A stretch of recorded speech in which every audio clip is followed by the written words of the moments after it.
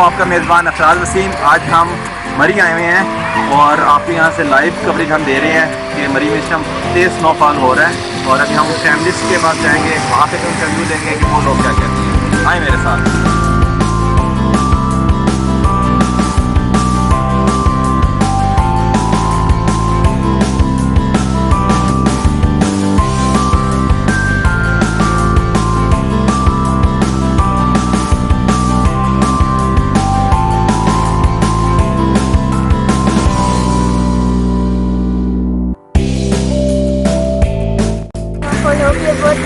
से भी फोरकास्टिंग बताई हुई थी तो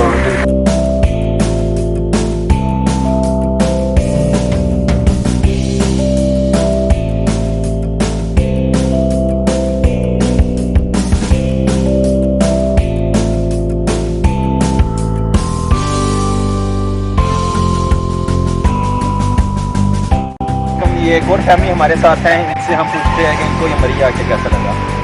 कहाँ से आप आई हैं?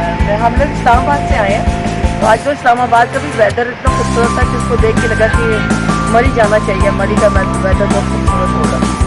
तो अभी तो स्नोफॉल हो रही है तो इंशाल्लाह आप इंजॉय करें। हाँ, मौसम से लग रहा है कि आज रात मजीद बहुत बर्फ पड़ेगी। बिल्कुल, थैंक यू वेरी मच।